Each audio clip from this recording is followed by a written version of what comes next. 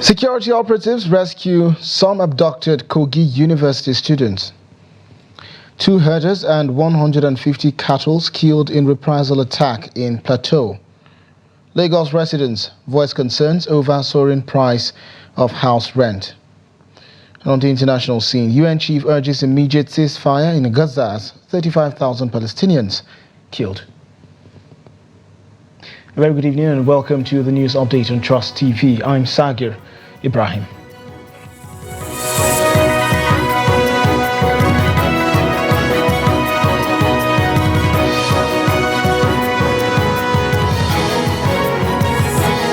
Thanks once again for joining. Now the news in full. The Kogi state government has confirmed the successful rescue of some abducted students from Confluence University of Science and Technology, Osara Okene. In a statement on Sunday, the Commissioner for Information and Communication, Kingsley Fowle, revealed that students were safely rescued by local hunters and security agents.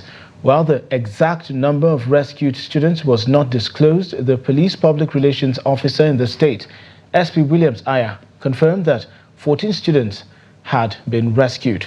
Fowle explained that a joint effort between local vigilantes and security forces led to a fierce shootout, with the kidnappers forcing them to retreat with gunshot wounds. The students, along with others, are currently receiving medical treatment. The abduction occurred while students were studying in preparation for their upcoming exams. Gunmen stormed the classrooms, firing shots in the air before abducting an unspecified number of school students. And in the wake of the devastating attack on Kwal district of Bassa local government area of Plateau State, where 2 herders and over 150 cattle lost their lives, the leadership of the community has issued a plea for calm. Emphasizing the importance of restraint, the leadership has urged its members statewide not to resort to vigilantism. Ado Musa completes the report. This is the scene of the latest attack on patrollers in the area. Troops from Operation Safe Haven, responsible for peacekeeping effort in the state, are currently on the ground alongside Fulani leaders, surveying the aftermath of the recent attack. Reports from the Fulani community indicate that the death toll has tragically risen to 250, with concerns mounting as several cattle remain unaccounted for. Garba Abdullahi, the state chairman of Gan Allah Fulani Development Association and leader of the coalition of Fulani in the region, has strongly condemned the attack. He has urged security agencies to conduct a thorough investigation into the incident to bring those responsible to justice. We condemn this thing that happened in totality because there had been a relative peace here in Bassa local government with the effort put in place by various stakeholders to see that this place has come to peace. And we don't know what we have done, our people have done. This is an unprovoked attack whereby our people are attacked by the day peacefully. We don't know what happened. And we are calling on the government to investigate, more especially the security agencies. They should swing into action and investigate and arrest the perpetrators of this heinous act. The chairman, however, said, despite the huge losses recorded, members have been enjoined to remain calm and law-abiding. So it is painful to lose such a huge number of cows just under some hours, which a cow now costs on the average 500,000. 500,000 times is more than 100 herds of cows, meaning that this value is running into hundreds of millions of naira. So, which is very, very unfortunate and is painful. Something that you have been grooming for a vast number of years. Somebody overnight just come and ridicule it, destroy everything. Nevertheless, we are calling with this huge loss. We are still calling on our law-abiding people to become law-abiding, and nobody should take laws into his hands, and we should report things appropriately to the appropriate authorities that we're supposed to report to. An emergency meeting was called by the commander of Operation Safe Haven, with representatives of the Fulani community and government officials to prevent further breakdown of law and order after the recent attack. Ado Musa, Trust TV News, Jos. And also, police in Kaduna are investigating a tragic case of kidnapping of a minor after a resident of Angwanjuma, Zaria, reported to the Zaria City Police Station that his 6-year-old daughter, Aisha Saidu, went missing on her way to Islamic school. According to Dahiru, his daughter, Aisha, was allegedly abducted by her cousin, Abdulaziz Idris, also residing in Angwanjuma, Zaria. After her disappearance, Dahiru received a ransom demand of 8 million naira from an unknown caller, later identified as the perpetrator, Abdulaziz Idris. In a statement by the ASP Mansir Hassan, Police Public Relations Officer of the Kaduna State Command, he said the case was transferred to the Anti-Kidnapping Unit of the State Criminal Investigation Department, Kaduna, where the perpetrator was traced and arrested in Makarfi local government. The suspect confessed to the crime, admitting to slaying the innocent child by brutally slashing her neck with a razor blade because she recognized him. He then disposed of her lifeless body in a well. The Commissioner of Police, CP Audu Ali Dabigi, assured the public that the case would be diligently investigated to ensure justice for Aisha Saidu and her family. The suspect will be charged to court once the investigation is completed. Also, unknown assailants have shot dead an employee of the Federal Inland Revenue Service in Maitama, Abuja on Friday night. Bichi, who was reportedly out to grab a meal, fell victim to the gunmen's attack shortly before 9 p.m. Rushed to Maitama General Hospital, he was declared deceased upon arrival. The Federal Capital Territory Police Public Relations Officer Josephine Adi confirmed that investigations are underway. Bichi was laid to rest on Saturday afternoon following funeral prayers at the Abuja National Mosque.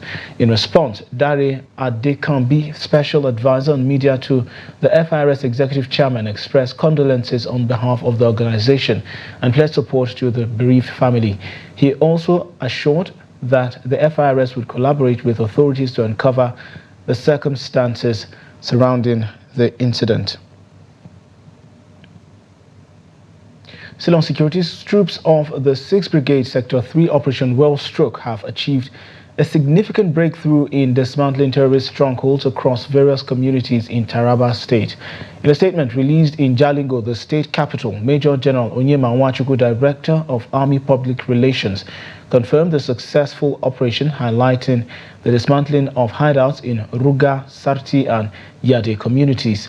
The troops not only dismantled the hideouts but also recovered a considerable cache of arms and ammunition during an aggressive patrol conducted by the 93 Battalion Subsector 3B Operation Wellstroke. Contact was made with terrorists who fled upon encountering the troops' overwhelming firepower. Subsequent search operations led to the seizure of an AK-47 rifle, ammunition and other items belonging to the terrorists. Reaffirming their commitment to rooting out terrorism from the state, the troops are actively pursuing the terrorists to eliminate all criminal hideouts and ensure the safety of the area. Until the cost of living in Nigeria, the rising cost of living across the nation due to the removal of subsidies on petrol and electricity, as well as the recent scarcity of petrol, has become an issue of concern among many Nigerians. In Nigeria's commercial city of Lagos, residents are lamenting the increase in cost of housing, which has forced many to relocate to more affordable areas. Trust TV's Victoria Tokolo sent in this report as presented from our studio. With the increase being effected on a regular basis on properties across the state, residents are urging the state government to intervene in order to reduce the high cost of living, which is negatively impacting on citizens' livelihood. For new developers, the cost of building materials justifies the need to increase prices of rental apartments to enable them remain in business, while existing house owners say renovating houses to meet with the taste of the 21st century tenant is expensive, hence the increase in rent. We are fighting with the government to bring down the cost of house rent. A lot of people are sleeping on the road. A lot of people that their landlords are selling them a package. They don't have houses. they don't have where to stay. A room in Ikeja is going for 500,000 naira per annum. One room self-contained is going for 500 to 700,000. So, and there is not much people that occupy one room like that.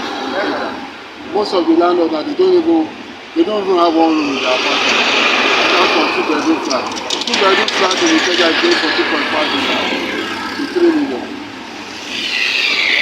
There are other areas too. In fact, everywhere in Lagos, in the whole Nigeria, houses are so expensive. I don't know what government can do to this situation. For this our area, for this aggregate zone, because the money of each location, each site, it depends how that place is commercialized. For example, for Agege, if we are going to take one bus cutter right now for Agege, started from 6,000, 7,000, 8,000 right now. Many in Lagos believe that the government should do more to curb what they called exploitation by landlords and caretakers, who they believe contribute to making securing a decent rented apartment a Herculean and costly task. As a salary earner, or let me say, as a business owner, you have your income range. You have your basic earning as a salary earner. And when you look at your basic earning, you will look at it at the end of the day. You know, your basic earning has not really measured up to the present, demand by the house owner in Lagos State. And what has triggered this demand by the house owner is a result of the operations of the so-called agents who parade themselves on the street of Lagos. And we, the Lagosians, we have been clamoring for government to clamp down on this practice. So I dey say from Agege, na bus cutter dey stay from December to January 50,000. My compound na neat compound, no problem. The owner of the house no increase anything. Na 50,000 I still dey pay to now, and then no problem for that place for Agege where I dey stay.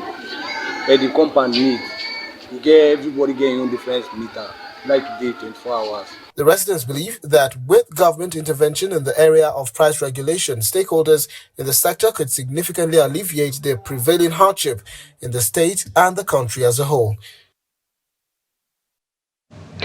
We now circle back to developments earlier, talking about the abduction of some students of the Confluence University, Osara, in Okene, Kogi State. We have Tijani Labaran, Daily Trust reporter in Kogi State, joining us to give us update on the situation. Labaran, welcome to the news update. Can you bring us up to speed about the development regarding the rescue of some of the students of Confluence University? Okay, so this afternoon, the state police command confirmed that 14 of the abducted students have been rescued after a gun battle in the bush. That effort is still be on, and they are still continuing in the bush to get many of them rescued from the abductors' hand. And meanwhile, the state government also made a statement over it through a statement made by P.Sunfao, the Commissioner for Information and Communication. He commended the efforts of the security men, especially the vigilante, for the efforts so far done to rescue the abducted students. Though the state government was silent over the numbers of the rescued students, he said some of the kidnappers escaped with gun wounds, and he now implored the public to check their domain. And if any person found with a gun, should be reported to police command for immediate action. And the state government also confirmed that some students, vigilante and GSS operative, sustained injury in the gun battle that ensued between them and the kidnappers. Okay, Labaran, it's good that some of the students have been rescued by the operatives of the Nigerian security forces. But however, do we have any details concerning the specific number of students that were abducted earlier? Yes, I know that 14 of them have been rescued, but do we have an exact number of students that were abducted, so the authorities know the specific number of students that's left in the den of the abductors? Actually, the state government is silent over the numbers of the abducted students, and same thing to the security operatives. But in the first statement, the state government said 9 of them have been declared missing from the institution. But today they have told us that police told us that 40 of them have been rescued. So far, both sides, both the police and the state government, are keeping silent over the numbers of the abducted students. Okay, all right then. Tijani Labaran, Daily Trust reporter from Kogi State. Thank you so much for the update. We definitely will be reaching out subsequently as more news develops. Do have a good evening. Okay, sir. You're watching the news update on Trust TV. Coming up shortly. After the break,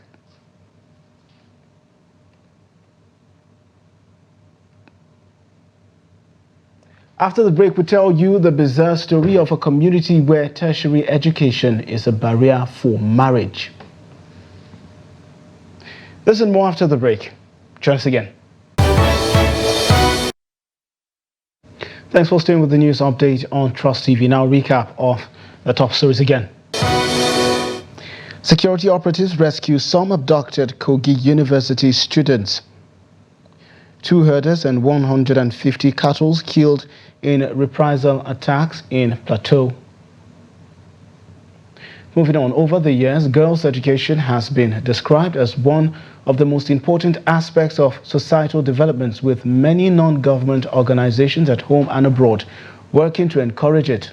But in northern Nigeria, girls' education is still facing some problems relating mostly to religion, culture, and traditional beliefs. In this special report, Trust TV's correspondent Idris Jibrin travels to a community in Warawa local government area of Kano State where men don't marry girls beyond secondary school education. Here's this report. Welcome to Jemagu, a community in Warawa local government area of Kano State, where men believe that marrying girls beyond secondary school is not a wise decision. Hence, only a few girls were able to go beyond secondary school here. Babangida Adamu is among the men in Jemagu who shares this belief. He says even the girls who attend higher education status will not like to marry men who have no formal education.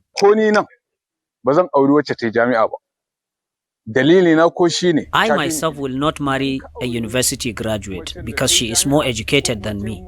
And the truth is that any woman who attended higher education will not also like to marry a man with lower education status, since their lifestyle will never be the same. Meet 25-year-old Khadija Muhammad Jemagu. She recently obtained a diploma in marketing from Kano State Polytechnic. With neither a government job nor a husband to marry her, Khadija resorted to helping a non-governmental organization working to promote girls' education in her community. Even before I finished my diploma, many people will go about saying that since my father has chosen to send us to school, we will see who will come to marry us.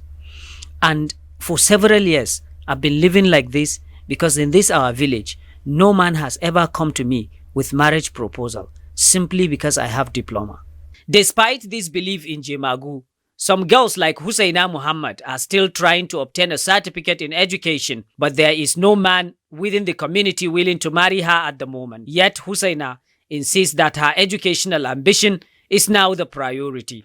After I finished my secondary school, I started my NCE here in Warawa.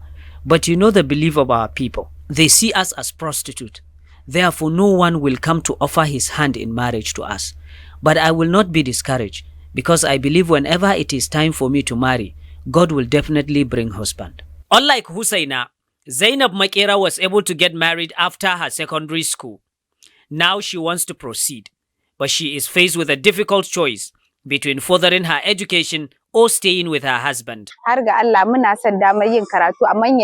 We really wish to continue our education beyond secondary school, but a married woman here do not have that right, and most especially because the husband is not in support of the decision to further my education. In fact, my husband told me to choose between my marriage and going back to school.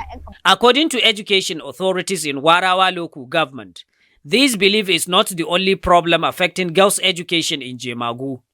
Parents' lack of commitment, especially mothers, may have worsened the situation over the years. The problem is not only in Jemagu or Warawa. It's a general issue in which most men will not like to marry a woman beyond their education status. And this is also the same among women themselves. Meanwhile, apart from poverty, the water supply problem is forcing many children, especially girls, to skip school because they had to travel long distances to fetch water for the house. Still, government authorities assured that the problem of water supply in this village will soon be a thing of the past. The problem of water supply is a general concern, but we now have the support from the state government. I can assure you that very soon we are going to solve the problem of water supply in our communities. Be that as it may, the trauma of not being able to get husband after higher education has continued to discourage many parents in Jemagu from sending their girls to school, most especially because the men mostly drop out after secondary school. Idris Jubrin, Trust TV News, Kanu. Well, there you have it, Idris Jabrin, all the way from Warawa community in Kano State. Also, operatives of the National Drug Law Enforcement Agency, the NDLEA, have intercepted 3 trailer loads of opioids consisting of 3,450,000 pills and 344,000 bottles of codeine syrup at Abule Ado in Amodofin local government area of Lagos State. 3 suspects were arrested in connection with the seizure, according to a statement by Femi Babafemi, Director of Media and Advocacy of the agency. The multi-billion naira consignments were loaded into 2 40-feet container trucks and another 20-foot truck at the AML bonded terminal, Abule Oshun, near the International Trade Fair complex. They were then transported to a large warehouse at Abule Ado, where NDLEA officers apprehended the suspects and recovered the opioid consignments on Thursday, May 9th, 2024. The arrested individuals include the warehouse agent Cosmos Obiajulu, Ridwan Balogun and Banjo Tayo, drivers of 2 of the trucks, while the 3rd driver managed to escape. In addition, on Friday, May 10th, 2024, a 75-year-old man identified as Jibril Audu was apprehended with 7.5 kilograms of cannabis at Okiasa village, Ijere, Ekiti State, during a raid operation. Furthermore, a 70-year-old woman named Tikwase Nyito was caught with 15.6 kilograms of the same substance on Thursday, May 9th, during a raid operation at Achusa and International Market Road, Makudi, Benue State. And to stories outside the shores of Nigeria, United Nations Secretary General Antonio Guterres has called for an urgent humanitarian ceasefire in the Gaza Strip, as Israeli forces reportedly killed over 35,000 Palestinians since the conflict began in October. Speaking to international donors in Kuwait, Guterres emphasized the need for the unconditional release of captives held by Hamas and a surge in humanitarian aid to Gaza. Guterres cautioned that while a ceasefire is crucial, rebuilding from the devastation of the conflict will be a lengthy process. Despite his plea, Israeli forces continued strikes in Gaza, displacing hundreds of thousands of refugees. The town of Beit Lahia witnessed multiple strikes with reports of casualties arriving at local hospitals. Residents like Emad Ude from Beit Lahia expressed shock and despair amid the intensified attacks, highlighting the dire humanitarian situation in Gaza.